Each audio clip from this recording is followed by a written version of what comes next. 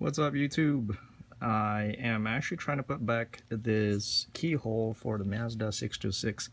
I'm halfway done and I thought I should make a video to post it on YouTube to give back to the community, as YouTube helped me a lot as far as fixing old cars and whatnot. So this is my way to give back to the community. Anyway, what happened was this keyhole here broke off, which is the back here. It comes in with a low piece that connects into this low piece there. It should look like this in the back. Alright, so I can't find any of these parts online, so I went to the junkyard and lucky enough I found one. So anyway, when you remove the cover, this low piece, you use these little flathead screwdriver and kind of pry it off from this little tab right there, because there's a little notch that keeps them together right there. So once that's off, this little dust cover will come out, and then you basically slide it out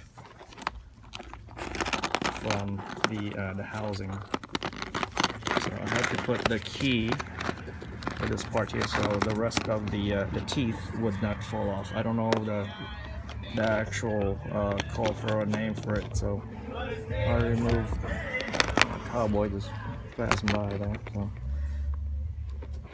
So once the teeth are put back together, I have to put the key so that I can slide it back into the housing. So when you pull this out, it would come out like this. So each teeth would come out from opposite sides one at a time. So you lay it out like this so that you don't get confused, or else you're gonna mess up and you're just not be able to unlock the door or turn the key. So once you pull it out, the spring goes in that little notch or little hole there, and then the teeth goes into the flat side, of course.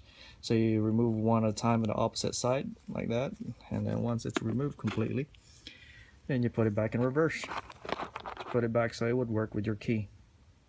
So now that's done and put back together. Of course, you have to clean them out and whatnot, and then you put grease before you put it back in.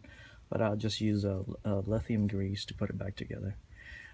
See this notch right here on that side has to be the opposite side of that area there, because it has a different height for it. So once you have these put together, it slides in. It has a groove in the middle there. This way. Okay. Alright, so now that's in, now I can rotate this keyhole. Okay. So that's all there is to it. And all I have to do now is put the dust cover and this piece, and then on the back has a spring that goes in to here, so that when you turn the key it would go back and centered. And then the little washer is next, and then the arm that connects into the unlocking bars or unlocking arms, and then of course the C-clamp, or yeah, I don't know the exact term for it, but yeah. So once that's done, I will post a photo, and if you guys have any questions, let me know. And this little piece right here on the inside part, there's actually a notch there that would not slide in, so you have to do a part first. Basically, this flat part of the dust cover goes in to this side here. Oh, that one just went in just fine, the other one didn't. So okay, anyway, that, and then of course the this locking piece or metal, you hear a slight click that you know that it is in place. So there it is. So that's done. So if you pry this area right here a little too much, all you have to do is get one of these pliers or something, and just basically push the metal back down so that it would close completely or seal completely. Well, that's done on that part.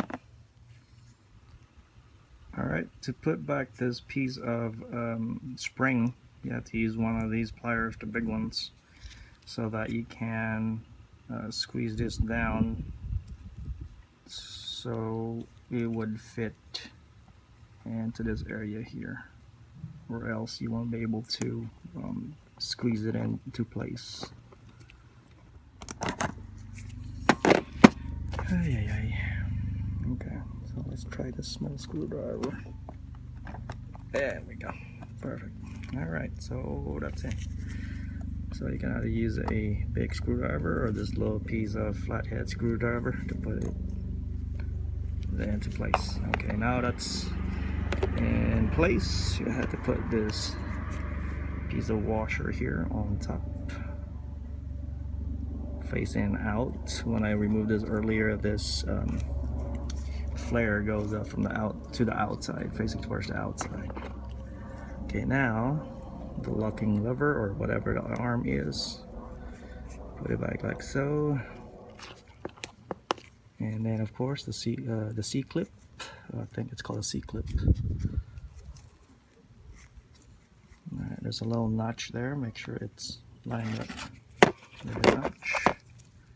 And use one of these pliers to put it in place. There we go. Perfect. So there it is. It's done.